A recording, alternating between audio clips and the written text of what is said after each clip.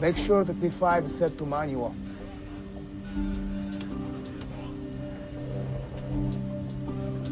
It's hard to see. In the cockpit, Soulakis has the crew turn the pressurization switch to manual. A green light indicates it's no longer on automatic, but in the bright glare of an early morning departure, the light is hard to see. As the reenactment flight climbs, oxygen is thinning quickly in the aircraft. The same thing happened on the Helios flight, triggering an alarm. What is it? The takeoff config warning? The alarm sounded, and that alarm was misinterpreted.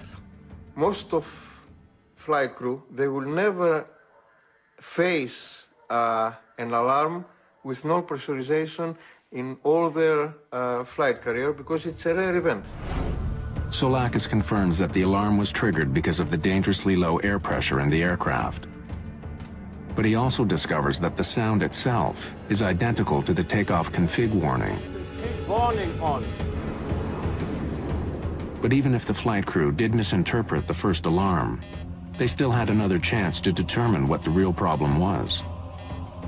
At almost 5,000 meters, the plane's master caution light flashed on and stayed on for almost a minute. We now have a master caution.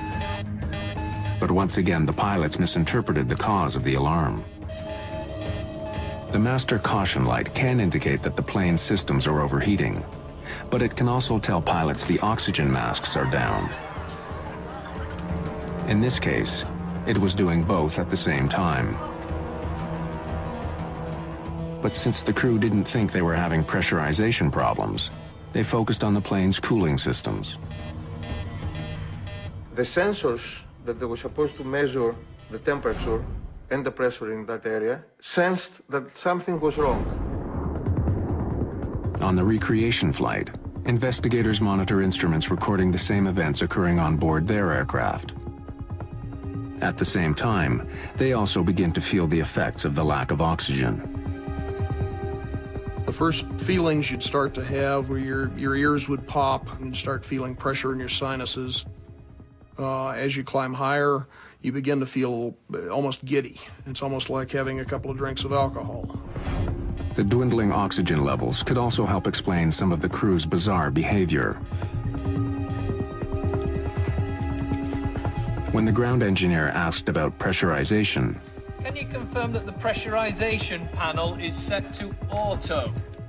Captain Merton ignores the question and responds with one of his own. Where are my equipment cooling circuit breakers? You really don't notice it at first. It's amazing how subtle it can be in the early phases.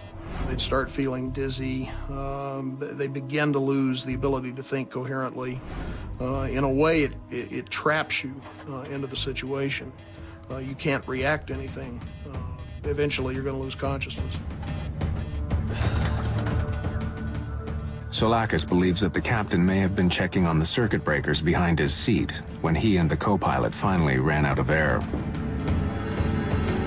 And unlike in the cabin, the oxygen masks in the cockpit do not automatically deploy if the atmosphere begins to thin.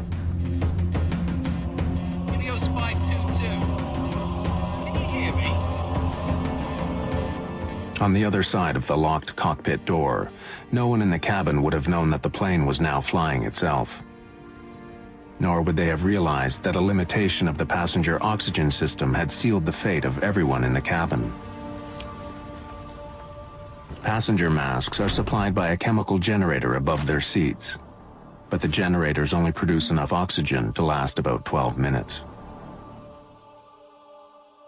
What they're designed to do is give you enough oxygen so that you can survive until the pilots get the airplane down to a low altitude. And in almost every event where we've had a decompression, that's been perfectly adequate. For those who did put their masks on, they would have remained conscious for several minutes until their oxygen ran out. Then they too would have passed out. Once you get up to 34,000 feet, you're talking useful consciousness of 30 to 60 seconds. If the hypoxia begins to cause them to lose consciousness, they're just going to go to sleep. Without a flight crew, Helios 522 would have continued to Athens on autopilot. When the crew didn't take control, the autopilot would have then put the jet in a holding pattern as it flew over the airport. To avoid the same thing happening on the reconstruction flight, Soulakis restores pressure to the plane. The reconstruction also answers another question about the tragic flight of Helios 522. The cockpit voice recorder picked up several strange noises. They're heard just before Prodromo enters the cockpit. Soulakis confirms that these sounds were made by Prodromo using the electronic keypad to unlock the cockpit door. We confirmed all those items and during the enactment flight, and it was very, very useful. It filled a lot of gaps we had. Okay, take it down. For Chief Investigator Soulakis, the reenactment flight has been convincing. There was no dramatic cabin failure. Instead, a series of small mistakes and misunderstandings had led to the worst air disaster in Greek history. 15 months after the crash, Greek authorities released the official report on Helios Airways Flight 522. But mysteries remain. What was happening in the cabin while the doomed airplane flew towards Athens? And why was Andreas Prodromo the only one conscious at the very end? The crash of Helios Flight 522 was the worst disaster in the history of Greek aviation. Like many crashes, it was a fatal combination of mechanical problems and human error. The final accident report details a tragic series of oversights and false assumptions made by the flight crew. Problems that could have been easily prevented turned deadly for all 121 people on board. Where are my equipment cooling circuit breakers? Behind the captain's seat. Can you see them?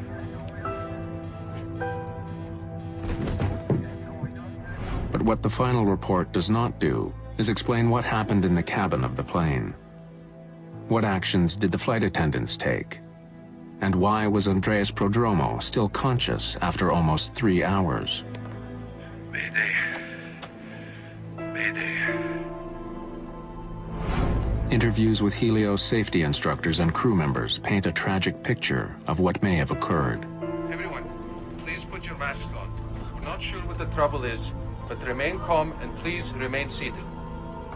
Prodromo was sitting at the back of the cabin. When the oxygen masks fell, he would have waited for instructions from the cockpit. The flight attendants sitting at the front of the plane would have done the same. But none of them would have waited forever. We made it an issue at Helios to emphasize that cabin crew should not entirely depend on their procedures, but to think on their feet and to adapt to any impending situation. In most depressurizations, the plane descends quickly. But as minutes passed on the Helios flight, the plane continued to climb. Unsure of what was going on, Prodromo would have tried to contact the flight crew. Captain. Captain Merton. But he gets no response. Can you give us an update, please? Captain Merton. With no word from the cockpit, he would have soon realized that this was not a typical depressurization. When there was no call out from the cockpit and the aircraft didn't start an emergency descent, there was absolutely no protocol. They would be winging it. By now, Prodromo must have felt that something was terribly wrong. But to find out what the problem was, he had to leave his seat.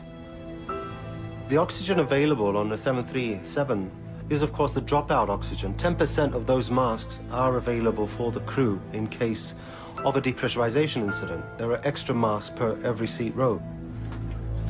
Taking advantage of the extra passenger masks, he could have made his way to the front of the plane, a process cabin crews call monkey swinging. But if more than 12 minutes had passed, his girlfriend and the other flight attendant may have still been in their seats, and like the passengers, overcome by high